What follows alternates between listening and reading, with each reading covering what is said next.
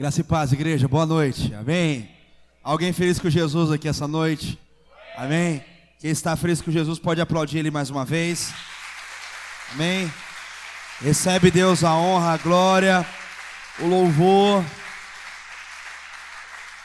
aleluia, tudo é para Ti, Senhor, nessa noite tudo é Teu, tudo glorifica o Teu nome, Senhor, recebe a honra, a glória, o louvor. Cada expressão corporal, física e emocional neste lugar, em nome de Jesus, amém. Muito bom estar aqui com você. Vira para a pessoa mais linda que está do seu lado, fala para ela assim: que bom que você veio. Esse lugar sempre fica lindo com você aqui. Agora, se faz tempo que você não vê essa pessoa, fala para ela, estava sentindo a sua falta. Se faz tempo que você não a vê, fala para ela, estava sentindo a sua falta. Muito bom, muito bom. Glória a Deus. Sem perca de tempo, quero convidar você a abrir a sua Bíblia no livro de Isaías, o profeta Isaías, capítulo 6. Isaías, capítulo 6. Eu quero convidar você que já encontrou a se colocar em pé, como um dos sinais de reverência, a palavra do Senhor. Isaías, capítulo de número 6, texto bem conhecido. Nós vamos estar lendo a partir do verso 1. Quem achou, diga pronto. Isaías, capítulo 6, a partir do verso 1, diz assim: no ano da morte do rei Uzias, eu vi o Senhor assentado sobre um alto e sublime trono, e as abas de suas vestes enchiam o templo. Serafins estavam por cima dele, cada um tinha 6 asas, com 2 cobria o rosto, com 2 cobria os seus pés, e com 2 voava. E clamavam uns para os outros, dizendo: Santo, Santo, Santo é o Senhor dos exércitos. Toda a terra está cheia da sua glória. As bases do limiar se moveram à voz do que clamava, e a casa se encheu de fumaça. Então eu disse: ai de mim, estou perdido, porque eu sou um homem de lábios impuros, e habito no meio de um povo de impuros lábios. E os meus olhos viram o Rei, o Senhor dos exércitos. Então um dos serafins voou para mim, trazendo na mão uma brasa viva, que tirara do altar com uma tenaz. Com a brasa tocou a minha boca, e disse: eis que ela tocou os teus lábios, a tua iniquidade foi tirada, e perdoado o teu pecado. E depois disso ouvi a voz do Senhor que dizia: a quem enviarei? E a quem há de ir por nós? Disse eu: eis-me aqui, envia-me a mim. Quero ler novamente o verso 8. Depois disso ouvi a voz do Senhor que dizia: a quem enviarei? E quem há de ir por nós? Disse eu: eis-me aqui, envia-me a mim. Você pode repetir comigo isso essa noite? Repita comigo: disse eu, eis-me aqui, envia-me a mim. Levante a sua mão direita aí. Diga assim, repita comigo assim: disse eu. Fale o seu nome agora. Eis-me aqui, envia-me a mim. Ainda com a sua mão direita, vamos repetir isso. Diga: disse eu. Diga seu nome bem forte: Israel, eis-me aqui, envia-me a mim. Você pode aplaudir o Senhor Jesus? Amém?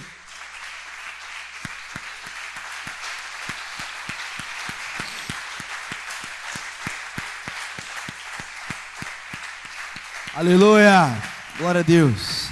Pode se assentar. Pai, eu te agradeço por essa palavra. Fala mesmo conosco. Ministra aos nossos corações, a começar do meu. Em nome de Jesus. Amém.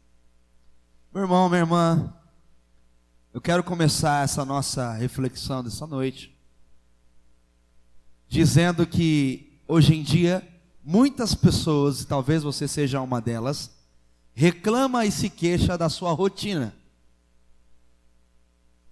E a rotina que nós temos, ela está totalmente agregada, ela está totalmente inserida no nosso cotidiano, né? Quantos aqui de alguma forma estão envolvidos em alguma rotina? Levante a mão. Muito bom, muito bom. Muitos reclamam da sua rotina, mas nem todo mundo se dá conta que a rotina não é sinônimo de monotonia. Rotina e monotonia são coisas diferentes. Rotina é uma coisa, monotonia é outra. Veja bem, a rotina ela pode ser altamente libertadora, meu irmão. A rotina ela pode ser altamente libertadora, minha irmã. Como, pastor? Porque a rotina ela permite a gente se tornar pessoas organizadas. A rotina permite a gente se tornar organizado nas nossas atividades. A rotina permite a gente ser inteligente na administração com o nosso tempo. A rotina permite a gente ter uma maior eficiência naquilo que a gente faz. E a rotina permite a gente ter uma maior segurança naquilo que a gente faz. Por exemplo, eu quero dar alguns exemplos essa noite. Quantos aqui já andaram de avião? Levanta a mão, deixa eu ver. Algumas pessoas já andaram de avião. Quando a gente entra no avião, a gente deve esperar que o mecânico do avião tenha feito toda a rotina dele.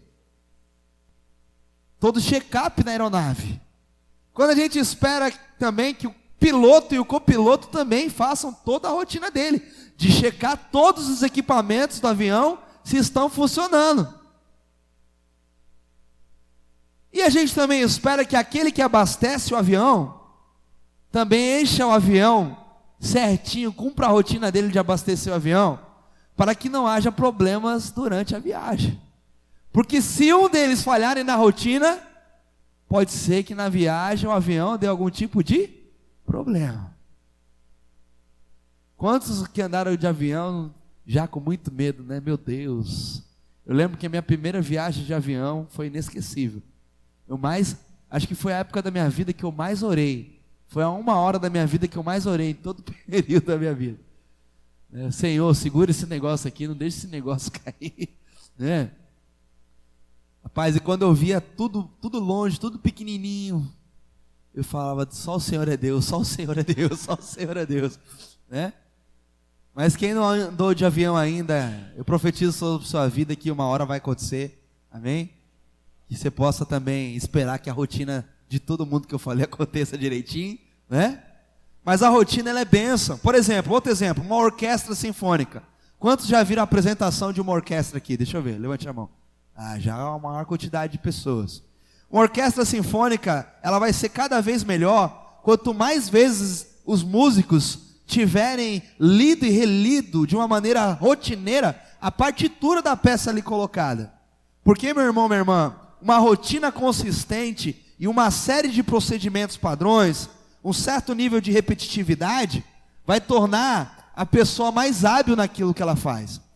Repita comigo assim: a repetição é a mãe dos hábitos.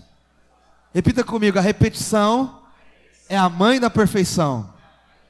Um outro exemplo que eu quero dar aqui: quantos já fizeram alguma cirurgia? Independente do tamanho e do tempo. Quantos? Cirurgia. Isso. Quando a gente entra no centro cirúrgico, a gente também espera que uma rotina aconteça.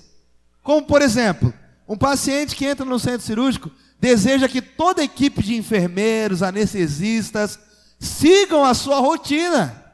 Vou te dar um exemplo bem simples. Todo enfermeiro, toda equipe deve fazer a higiene dos materiais cirúrgicos, para que você não pegue nenhuma bactéria, nenhum vírus. Toda equipe ali deve fazer a contagem das gases, dos pacotes de gás. Quem não sabe, gás é aquele material usado para estancar o sangue ou para fazer curativo, né?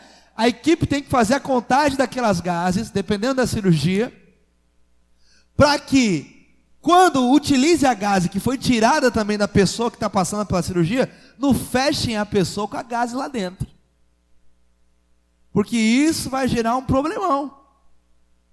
Então, todo mundo que vai para um centro cirúrgico, também tem que esperar que aquela equipe faça a sua rotina. Fala para a pessoa que está pertinho de você. A rotina é absolutamente necessária. Quero te dar um exemplo mais pertinho de você aí. Quantos gostam de cozinhar? Deixa eu ver. Quantos gostam de cozinhar? Oh, coisa boa. Ninguém chama o pastor para ir na casa experimentar esse negócio, né? Alguns já me chamaram, eu louvo a Deus, viu? Eu, Alexandre, Deus abençoe sua vida, né? Umas pessoas aí. A Lisete. Lisete, estou com uma saudade de comer na sua casa, minha irmã. Oh, glória a Deus, aleluia. Quando um cozinheiro ou uma cozinheira, uma dona de casa, né? Ia falar dono de casa, né? Tem também dono de casa, né? Quando um cozinheiro ou um chefe de cozinha vai preparar alguma coisa que há muito tempo ele não fez, ou que já faz tempo que ele não faz, ele também segue uma rotina. Ele pega um livrinho chamado Livro de Receita, e lá está a rotina de pesos, medidas e tempo, para que o que ele for fazer não azede, não cresça demais, não queime, não perca o sabor. E aí ele abre aquele livro de receita e tem a sua rotina passo a passo. Fala para a pessoa que está do seu lado aí, a rotina é absolutamente necessária. Quero contar uma experiência minha, né? Eu e a pastora, a gente tem toda uma rotina para levar a Anelisa para a escola, né? E na maior parte das vezes é a pastora que monta a mochila da Anelisa. E na mochila vai tudo, toalha, roupa, vai material de higiene, vai além da muda de roupa a mais, vai tênis ou chinelo, dependendo do calor, né?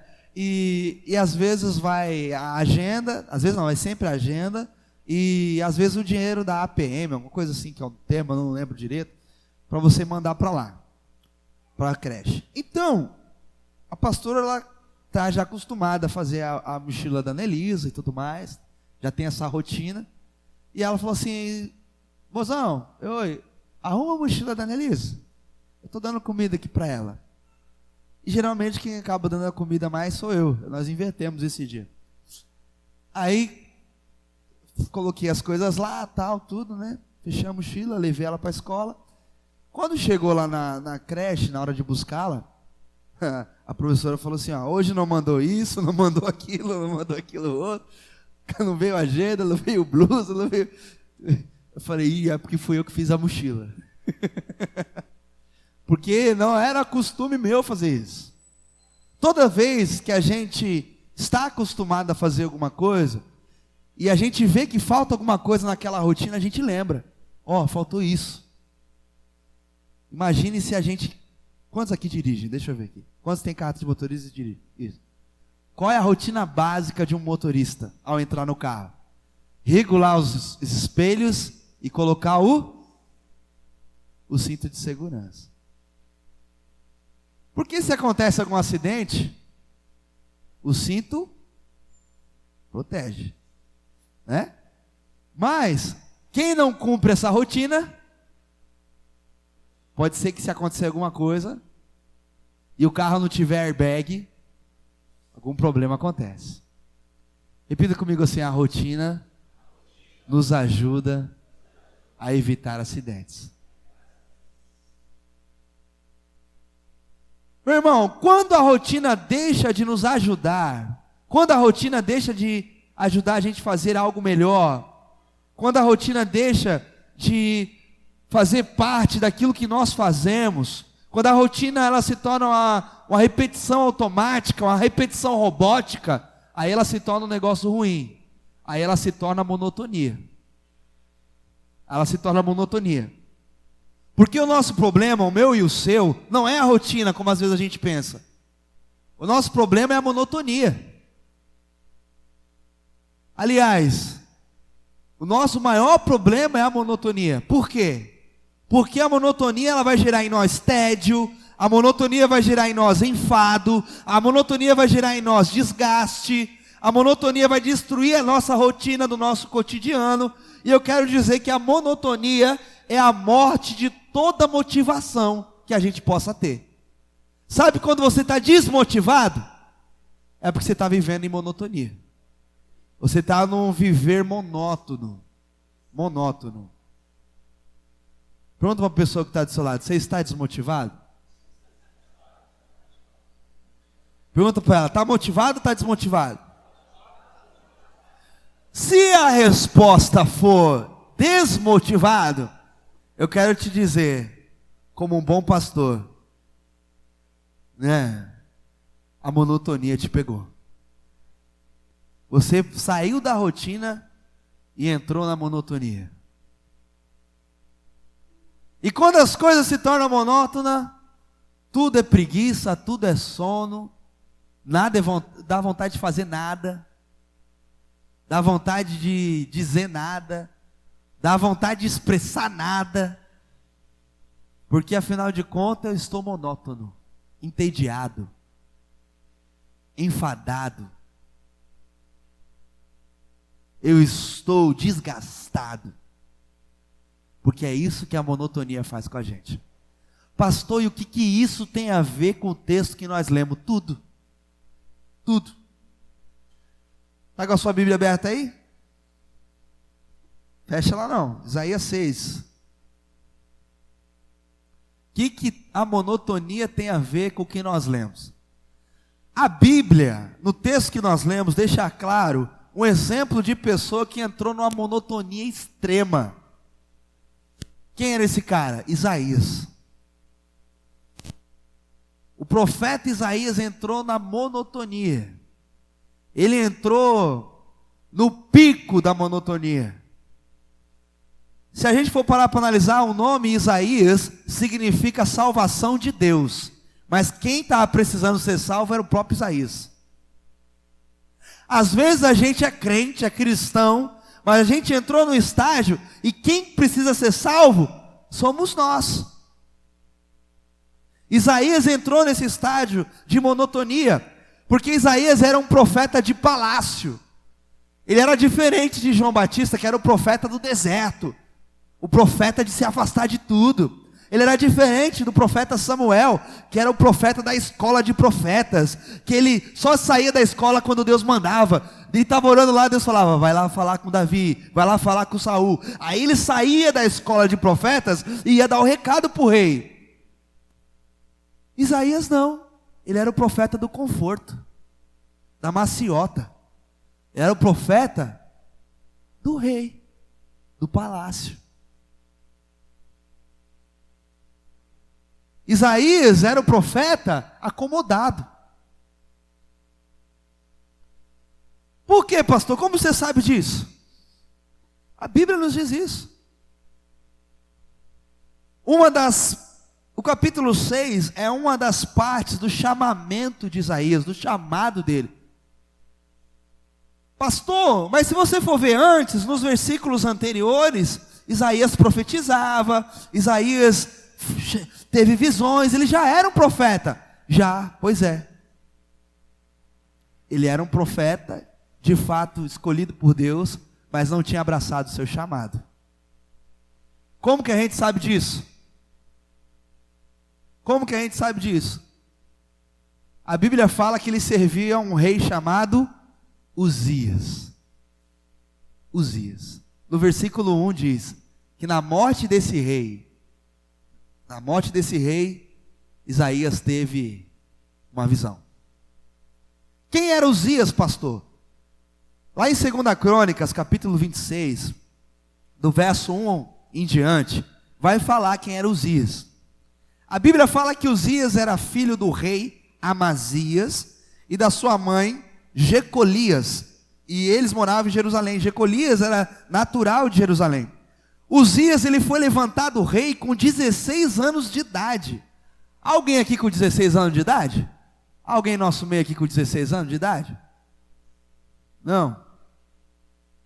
Amel, você tem 16? Pois é, o rei Uzias foi levantado rei adolescente como você. Quem aqui gostaria de ter um rei adolescente? Na época nós estivéssemos na época da monarquia. Esse adolescente vai mandar em mim nada, rapaz. Sai fora, é ou não é? Mas olha só, a Bíblia diz que ele foi um grande rei. A Bíblia fala que ele governou 52 anos e ele foi um rei próspero, tinha um grande exército. A Bíblia fala que ele foi um rei extraordinário, um rei fantástico, um rei que conquistou muitas coisas. E ele começou novinho, 16 aninhos.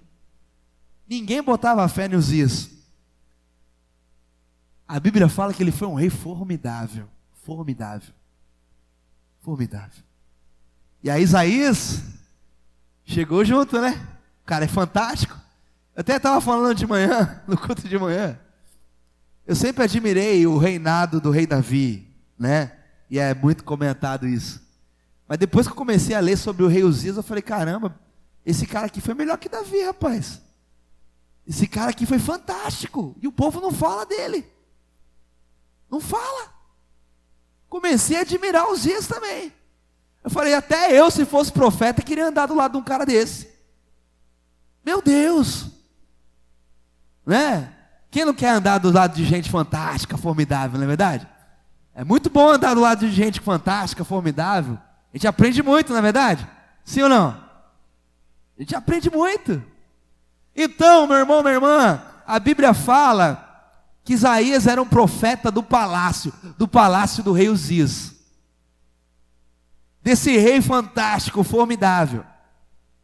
E é interessante que esse rei que governou tantos anos em Israel, morreu. E aí Isaías começa a contar a experiência dele. Olha como é interessante. Ele começa a dizer, aí a Bíblia relata para nós, no ano da morte do rei Uzias. Já parou para se perguntar por que está escrito isso?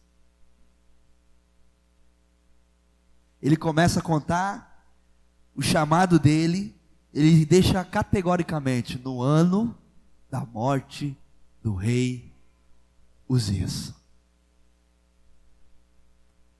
Categoricamente, no ano da morte do rei Uzias. Meu irmão, minha irmã, se você nunca se perguntou por que Isaías colocou isso aí no começo da experiência dele, por que a experiência dele só aconteceu depois da morte do rei? Eu quero dizer para você essa noite, simplesmente porque todo profeta de palácio é escorado no rei. Todo profeta de palácio, ele se escora no rei. Meu irmão, minha irmã, Isaías estava vivendo um ministério monótono e um ministério de encosto, de escoro. Porque o fantástico, o grande, o formidável foi Uzias até então, não era Isaías. O homem impressionante era Uzias, não era Isaías. O rei levantado por Deus, que fez grandes coisas, inclusive Uzias também teve lepra e foi curado da lepra. Também, assim como Naamã, mas a gente só fala mais de Naamã, Uzias foi curado da lepra. Uzias fez coisas fantásticas. Só que Isaías, o ministério de Isaías era totalmente... Ah, o meu Uzias. Oh, meu reizinho. Meu irmão, minha irmã, Isaías estava vivendo um ministério monótono, um ministério escorado, totalmente escorado. Eu quero dizer para você hoje, em nossos dias, Uzias representa toda a situação, ou talvez toda pessoa, onde eu e você nos escoramos, onde a nossa vida se torna monótona, onde a nossa vida se torna mecânica, onde a nossa vida se torna entediante. Deus sempre vai tirar o Uzias da vida de um homem e de uma mulher de Deus, que tem um propósito diante de Deus. Meu irmão, minha irmã, Deus sempre vai tirar Uzias das nossas vidas, para que a gente se levante, para aquilo que Deus quer que a gente se levante, para que a gente viva os propósitos de Deus. Deus vai arrancar Uzias da nossa vida. Eu não sei, meu irmão, minha irmã, essa noite, qual é o seu Uzias, em que você está escorado. Eu não sei, mas Deus sabe. Deus sabe. E se Deus tem um propósito na sua vida, Ele vai arrancar os teus dias de você, para que você se levante, olhe ao Senhor, tenha uma visão, reconheça quem é Deus, reconheça quem é você, reconheça a sua identidade, e vá ser um profeta, um homem, uma mulher de Deus, naquilo que Deus sonhou para você. Mas eu tenho uma boa notícia para você. Você não precisa esperar Deus tirar nada de você essa noite, para você se levantar.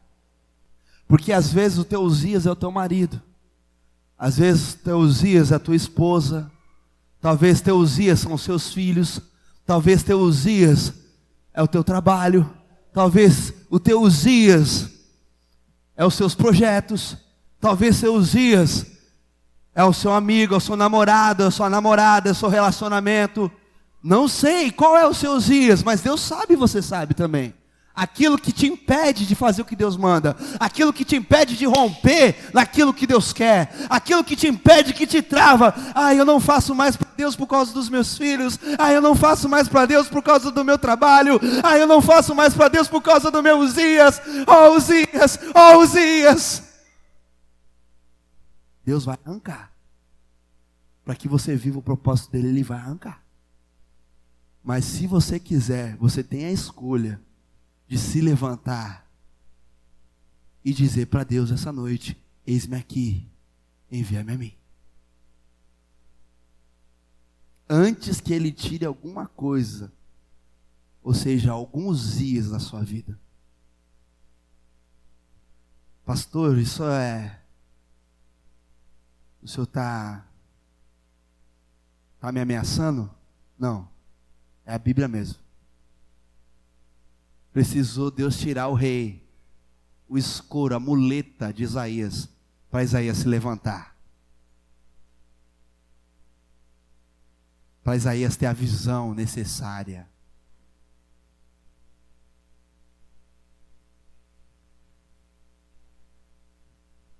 Deus precisa tirar os Uzias para que a gente seja de fato os profetas nessa terra. Pergunta para a pessoa que está do seu lado carinhosamente, dê um sorriso para ela. Fala, qual que é o seu Uzias? Você sabe, né?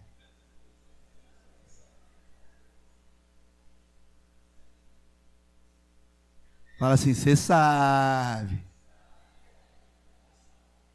Assim não me engana não que você sabe. Mas eu quero repetir aqui essa noite. Se levante. Se levante para o que Deus tem para a sua vida, antes que você veja Uzias morrer.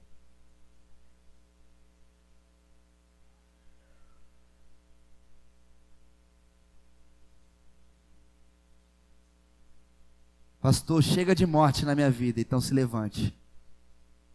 Pastor, chega de perder, então se levante.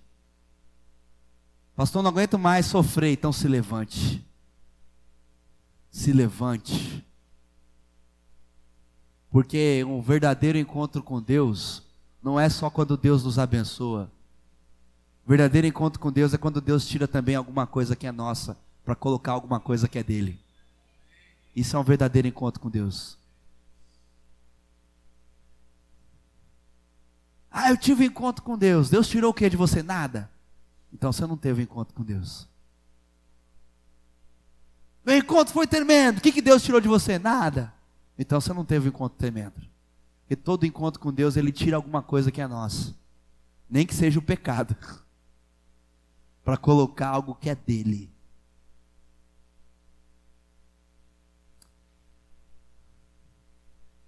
Que Deus tire das nossas vidas os Uzias hoje.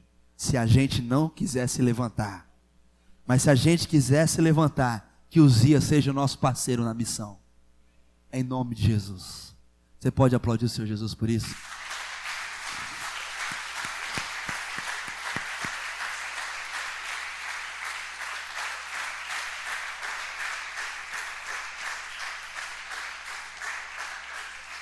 Eu quero falar aqui duas atitudes que Isaías teve depois que Deus tirou Uzias dele.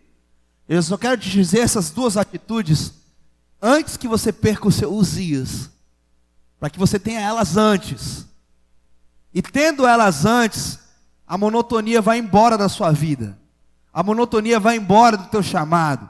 A monotonia vai embora do propósito que Deus tem para você. Mas é necessário que você viva isso antes que você perca os dias. Porque se você não viver isso antes, Deus vai tirar os dias para você viver isso. Primeira atitude que nós aprendemos com o profeta Isaías é que cada discípulo do Senhor Jesus, cada discípula do Senhor Jesus, precisa de uma rotina. Lembra que eu falei da rotina? Todo crente precisa de uma rotina, amém? Crente precisa da rotina da oração, crente precisa da rotina da leitura da palavra, o crente precisa da rotina do jejum, o crente precisa da rotina do lugar secreto, o crente precisa da rotina de ir à igreja, porque a Bíblia fala que nós não podemos deixar de congregar, então ir à igreja também deve fazer parte da nossa rotina. Então nós temos uma série de rotinas como cristãos para seguir. Orar, ler a palavra, jejuar, ir à igreja, ir à célula, tudo isso é rotina. E quando a gente deixa de fazer a rotina, a nossa vida cristã se torna monótona. Quando eu deixo de orar, minha vida cristã se torna monótona. Quando eu deixo de ler a Bíblia, minha vida cristã se torna monótona. Quando eu deixo de jejuar, minha vida cristã se torna monótona. Quando eu deixo de ir à igreja, minha vida cristã se torna monótona. Quando eu deixo de ir à célula, minha vida cristã se torna monótona. Então nós temos que acrescentar algo em nossa rotina, e Isaías nos ensina isso essa noite. Repita comigo: um discípulo precisa de uma rotina de disposição. Disposição. A resposta que Isaías deu após a morte daquela pessoa que paralisava ele, daquela pessoa que paralisava seu ministério, daquela pessoa que paralisava a sua vida, a resposta que Isaías deu a Deus foi a disposição. Porque quando a gente tira as nossas moletas e começa a andar sem elas, nós nos tornamos mais dispostos. Um crente, um cristão, um verdadeiro discípulo, uma verdadeira discípula de Jesus, tem que ter disposição. Tem que ter energia de disposição. Tem que ser uma pessoa que vibra. Eu fico pensando que quantas vezes eu não percebi que às vezes quando a gente vem para o culto, a gente está no ofício fúnebre e não num lugar para celebrar o que Deus tem feito em nossa vida. Porque a gente vê mais crente com cara de delegado, com cara de sargento do exército, do que alguém que está vivendo o que Deus está fazendo na sua vida. E ao invés de ser um culto celebrativo, é um culto fúnebre. Jesus morreu, aleluia. Jesus morreu, aleluia. E Jesus morreu, mas ele ressuscitou, ele está vivo, está vibrando. A igreja precisa ser uma igreja vibrante, disposta. Fala para a pessoa que está do seu lado aí, até quando você vai ficar indisposto? Isaías, meu irmão, minha irmã, ele recebeu uma visão clara, e ele respondeu a essa visão. A Bíblia fala que ele viu o Senhor, a Bíblia fala que ele conversou com o Senhor, a Bíblia fala que o Senhor tocou ele, a Bíblia fala que o Senhor bateu um papo com ele, ele teve uma visão. E a visão que nós temos de Deus tem que falar conosco. A visão que nós temos de Deus tem que nos impulsionar, tem que fazer a gente vibrar, tem que fazer a gente responder com disposição. Não é à toa que a Bíblia fala: hoje me alegrei quando me disseram, igreja de novo hoje. Estou tão cansado. Os dias do meu trabalho acabou comigo essa semana. Meus filhos acabaram comigo essa semana. Igreja não. Hoje me alegrei quando me disseram: vamos à casa do Senhor. Eu vejo hoje uma juventude cansada, uma igreja cansada. Graças a Deus que a nossa não é assim, em nome de Jesus. Hoje você saiu do seu conforto e está aqui. Você se dispôs, você disse: Senhor, eis-me aqui, Senhor. Aleluia. Amém? Vamos aplaudir o Senhor por sua vida. Aleluia.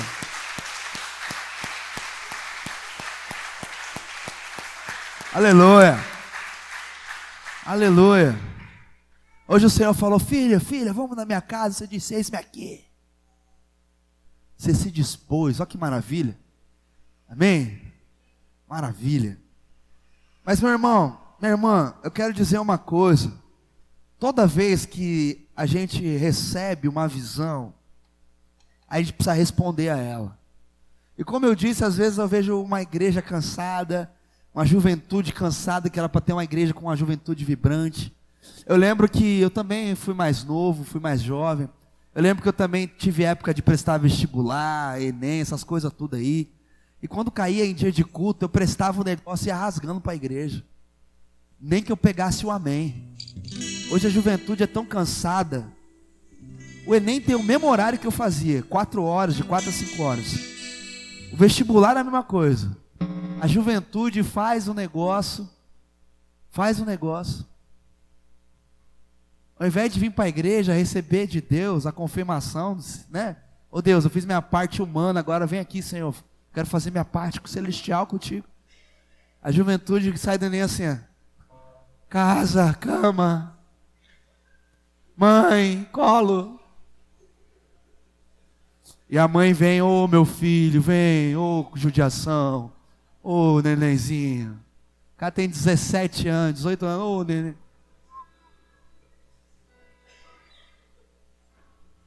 Meu irmão, minha irmã, ele não vai morrer se ele vir para a igreja, não.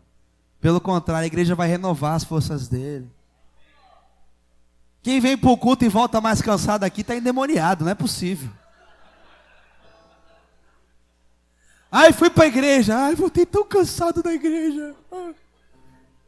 Põe a mão que é demônio. Porque Deus renova as nossas forças. Deus renova o nosso vigor. Deus transforma nossas vidas. Aleluia! Aleluia!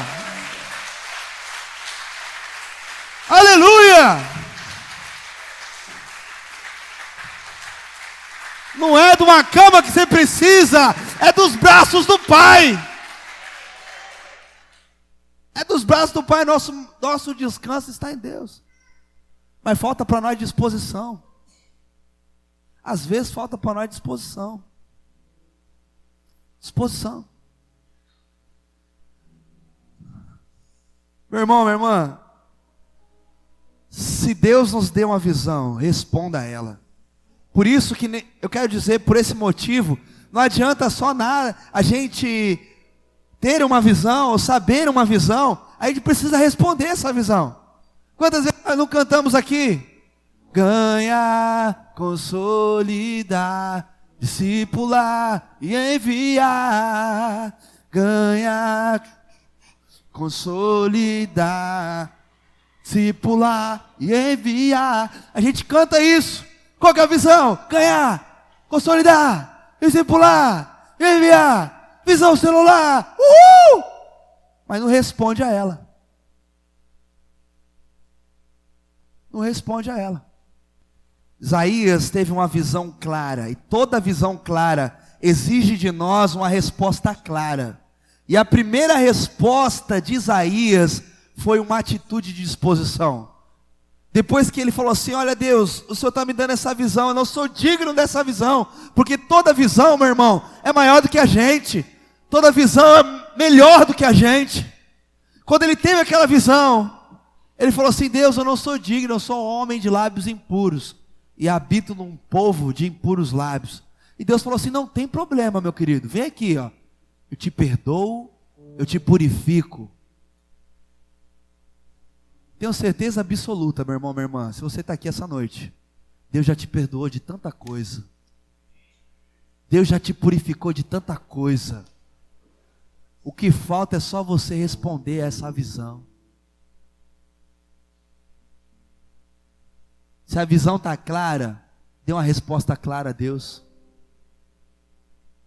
E a resposta clara que mostrou a disposição de Isaías foi: eis-me aqui. A resposta foi uma atitude. Isaías disse: eis-me aqui. Eis-me aqui.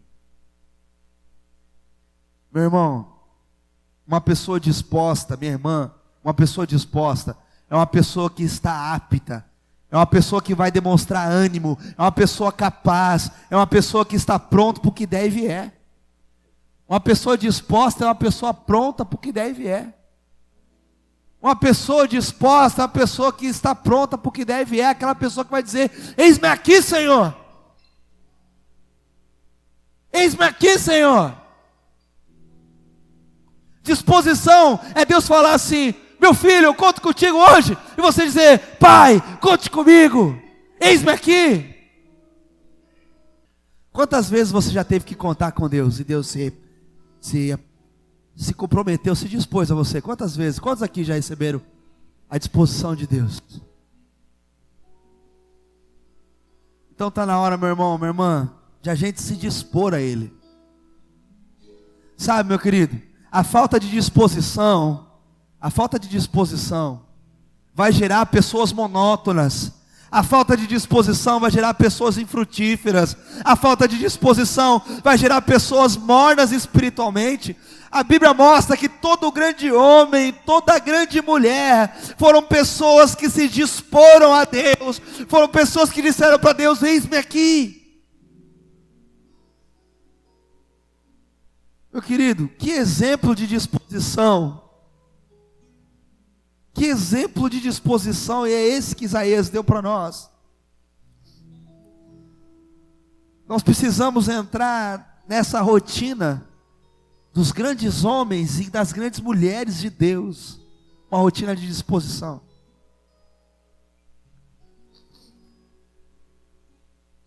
A segunda atitude que nós aprendemos com Isaías também está no verso 8, acompanha comigo. Verso 8 diz assim: depois disso ouvi a voz do Senhor que dizia: quem enviarei? E quem há de ir por nós? Disse eu: eis-me aqui. Disposição. Envia-me a mim.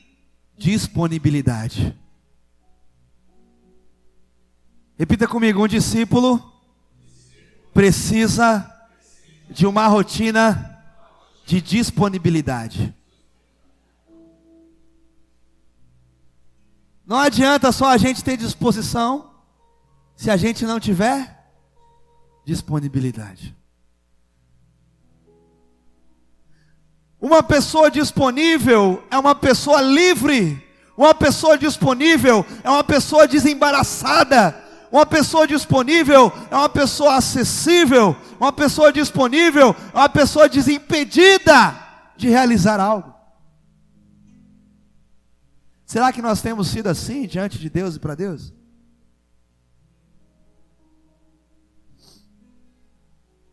Isaías também demonstra, meu irmão, a disponibilidade. Quando ele responde essa visão, ele diz: me envia, Deus. Eu não quero só estar aqui não. Porque ele sempre esteve ali para Deus no palácio. Mas Deus está falando agora: eu quero te tirar do palácio, Isaías. Eu quero te mandar para o povo.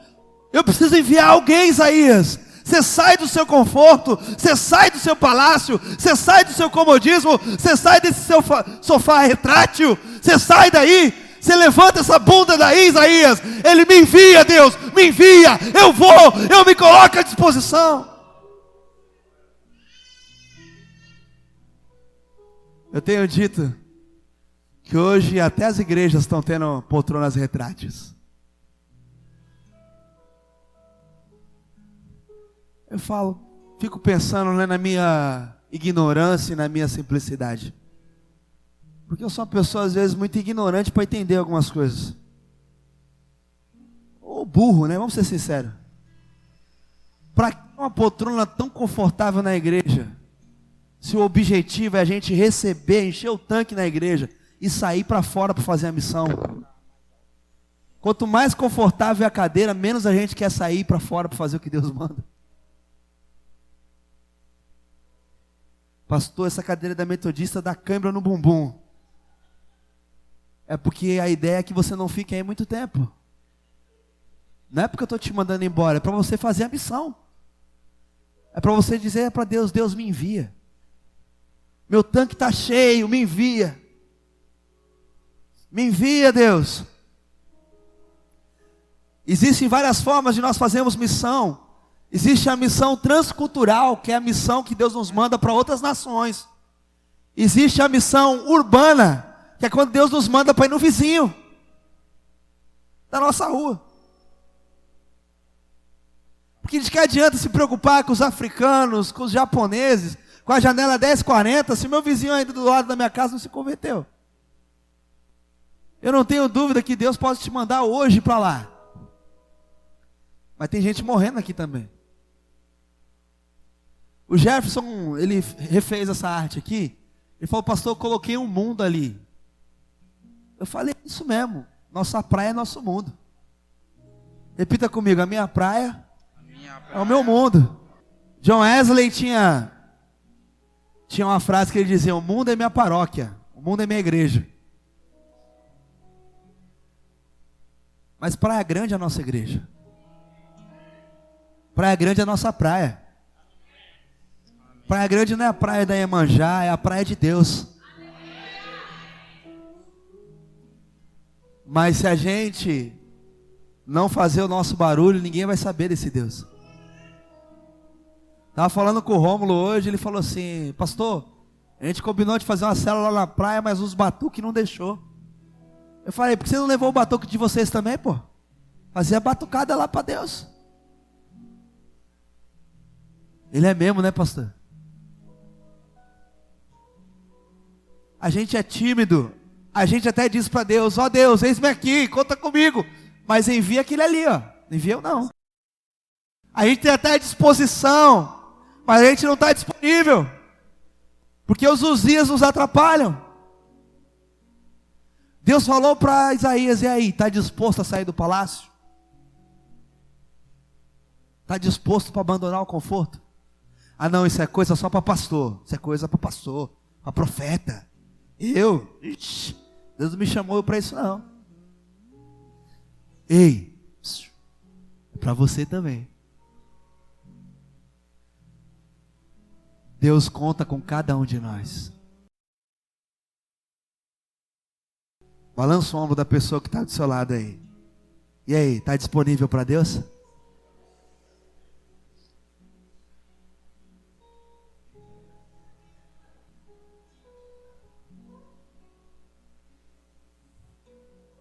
Meu irmão, minha irmã, até a morte do rei Uzias, Isaías havia feito poucas coisas como profeta. Estava aprisionado no seu comodismo, na sua monotonia.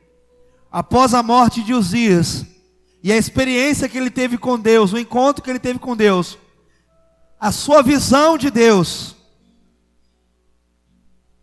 fez dele um dos maiores profetas bíblicos que já existiu em toda a Bíblia. Isaías, sem conhecer a Jesus, 700 anos antes de Jesus, de tão perto de Deus, de tão homem de Deus que ele era, ele foi o profeta que mais falou de Jesus, sem conhecer Jesus, porque viveu 700 anos antes dele. Ele falava, olha, vai ser um homem de dores, o nosso Messias vai ser um homem de dores,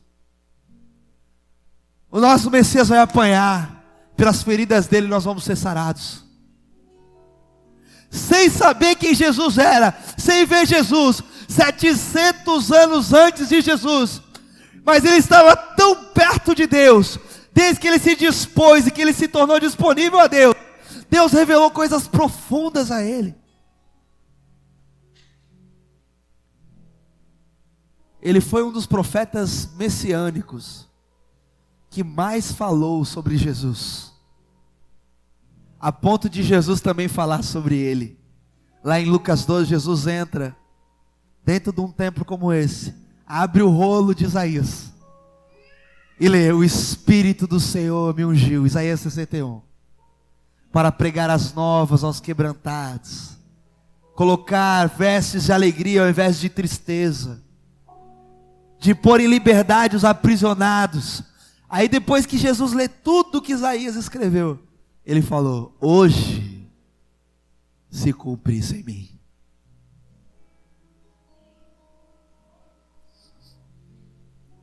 Meu irmão,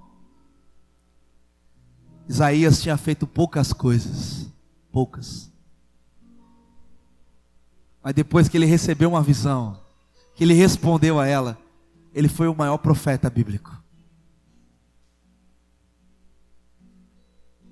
João foi o maior profeta do Novo Testamento. Isaías foi o maior profeta do Antigo Testamento. Meu irmão, minha irmã, hoje um discípulo de Cristo, uma discípula de Cristo, precisa viver em sua rotina essas duas características: disposição e disponibilidade. Dispor-se significa agir quando Deus quiser. Disponibilidade significa agir no tempo que Deus disser. Repita comigo: disposição significa agir quando Deus quiser. E disponibilidade significa agir quando Deus disser.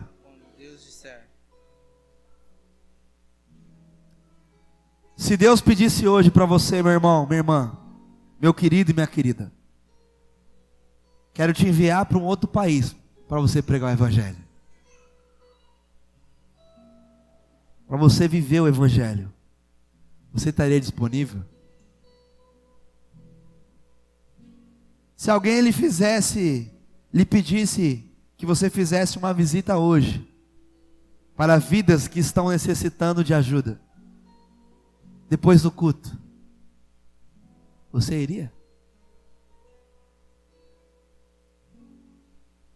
Hoje, você tem disponibilidade para as coisas de Deus? Ou só para as suas?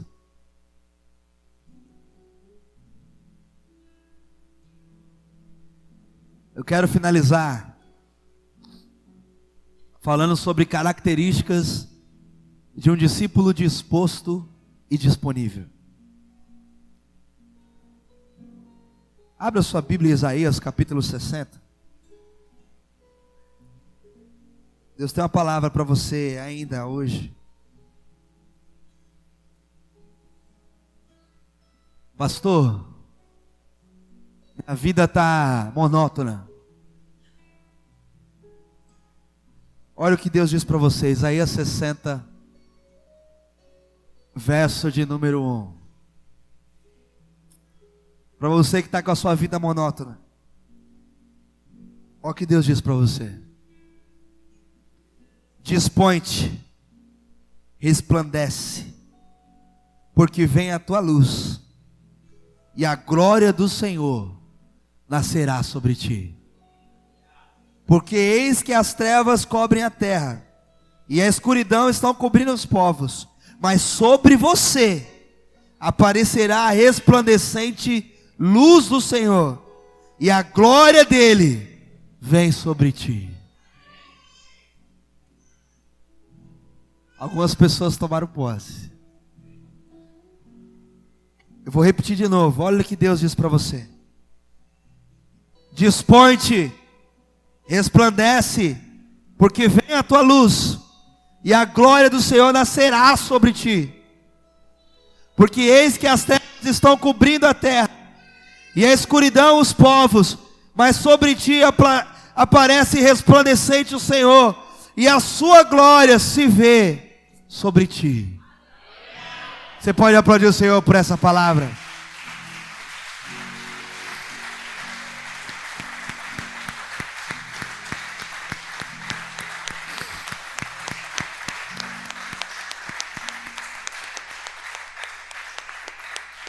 O que eu preciso fazer? Me dispor. Me disponibilizar. E a luz do Senhor vai nascer em mim e vai ficar sobre mim. Em meio a toda a escuridão da terra, em meio à escuridão que tem tomado conta dos povos, a luz do Senhor estará sobre você. Mas você precisa se dispor. A Yasmin não está aqui, mas tem vezes que acaba o culto, ela fala assim: pastor, quando você estava falando, eu vi uma luz em volta do Senhor. Toda vez que eu vejo o Senhor pregando, eu vejo essa luz. Aí eu já sei, porque hoje eu me dispus. E você? Quando você vai se dispor? Eu louvo a Deus porque nesses últimos dias algumas pessoas têm chegado em mim: pastor, eu quero abrir uma célula. Aí eu começo a pensar na minha cabeça: a luz está começando a nascer. Pastor, eu quero fazer isso. A luz está começando a nascer. Se dispôs. Pastor, vamos fazer aquilo. A luz está começando a nascer. Porque se dispôs. Meu irmão, minha irmã, como eu disse, nós precisamos entender que cada discípulo e cada discípula disposto e disposta, disponível, tem algumas características. Porque desde sempre Deus está contando com pessoas dispostas e ao mesmo tempo disponíveis. O que é mais comum em nossos dias são pessoas que até estão dispostas, mas não estão disponíveis. E como eu disse aqui, eu repito, pessoas que falam: eis-me aqui, Deus, mas envia o outro, porque eu agora não posso. Pessoas que até têm disponibilidade, mas não têm disposição, ou um ou outro. Aí surge a pergunta: será possível existir pessoas hoje, em pleno século 21, como Isaías, que estão respondendo a Deus com as duas atitudes, com a disposição e com a disponibilidade? Será possível isso hoje, pastor? Quero dizer para você que é difícil, mas não é impossível. Deus ainda está levantando pessoas, ainda está procurando pessoas dispostas e disponíveis. Meu irmão, quero dizer algo para você muito forte, antes de nós falarmos das características. Deus está tocando aqui no meu coração. A igreja metodista de Praia Grande, essa igreja que você está aqui agora, tem 32 anos de vida e de missão aqui em Praia Grande. Desses 32 anos, eu estou aqui há 3 anos. Mas essa igreja, ela está de pé, porque você faz parte disso. Quantos já tiveram a oportunidade de ver um quadro pintado à mão? A tela. Quantos já tiveram a oportunidade? O que geralmente tem no quadro pintado à mão é uma assinatura. Essa igreja aqui tem a sua assinatura. Pastor, mas eu estou aqui há meses. Mas esses meses que você está aqui, você é essa igreja. Pastor, eu estou aqui há dias, mas esses dias que você está aqui, você está colocando a sua assinatura nessa igreja.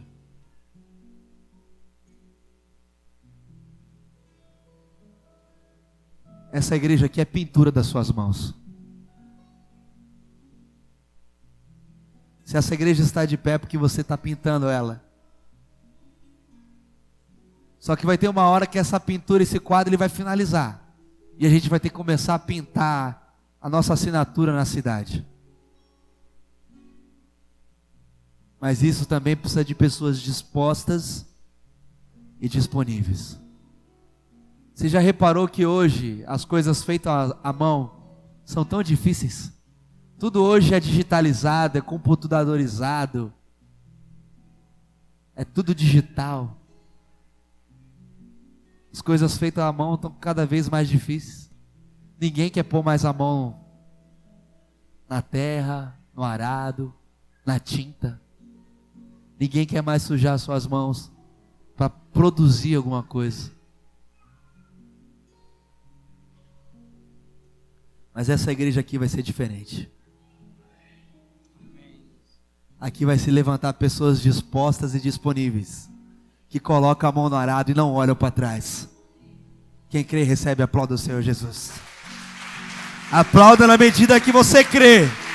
Aplauda na medida que você acredita que você faz parte de um avivamento, que você faz parte de um chamado de Deus para a Praia Grande, em nome de Jesus. Então eu quero dizer aqui que a Bíblia revela características de pessoas dispostas e disponíveis. Nós vemos em Isaías 60, verso 1, que pessoas dispostas e disponíveis estão sempre prontas. Efésios capítulo 5, verso 16, vai dizer que pessoas dispostas e disponíveis sabem aproveitar o tempo que tem nessa terra. Filipenses 3, do 13 ao 14, vai dizer que pessoas dispostas e disponíveis não perdem o foco do que tem para fazer, prosseguem para o alvo. A Bíblia também fala lá em Marcos 6,31, que pessoas dispostas e disponíveis, discípulos dispostos e disponíveis, priorizam o reino de Deus. A Bíblia também vai falar lá em Atos 8, do 28 ao 27, que discípulos dispostos e disponíveis são obedientes a tudo aquilo que Deus manda. Essas são as características de pessoas que são dispostos e disponíveis. Pessoas que estão sempre prontos. Pessoas que sabem aproveitar o tempo. Pessoas que não perdem o foco do que tem que fazer. Pessoas que priorizam o reino de Deus. E pessoas que são obedientes a tudo que Deus manda.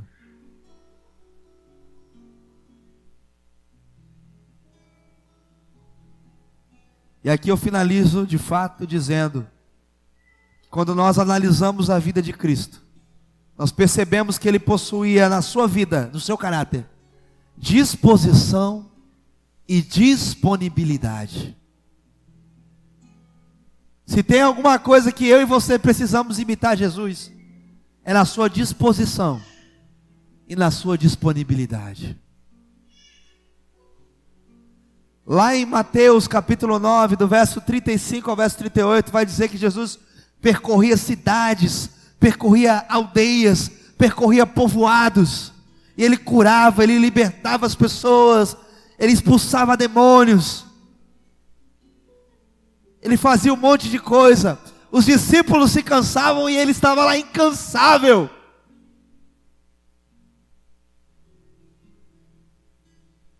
Jesus fazia várias coisas nas mesmas 24 horas do dia que eu e você. As mesmas 24 horas que Jesus teve, nós também temos. E o verso 37 desse Mateus capítulo 9, Jesus termina dizendo assim: olha, vocês estão cansados? É assim mesmo. O campo é grande e os trabalhadores dispostos e disponíveis são poucos.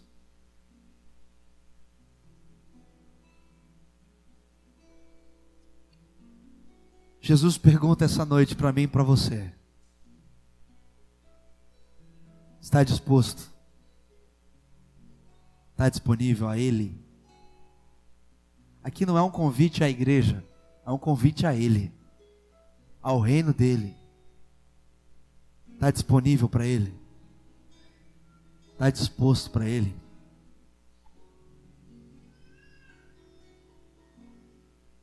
Você tem todo o direito de falar: não, pastor, não estou. Não espere o seu Uzias ser tirado, para que Deus te use.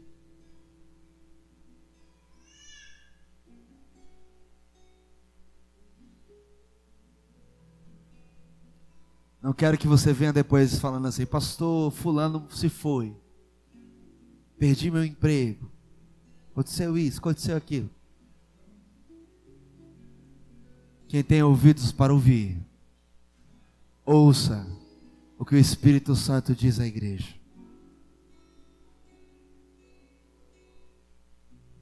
Nunca é tarde para dizer: eis-me aqui, Senhor, me envia. Quero convidar você a se colocar em pé nessa hora.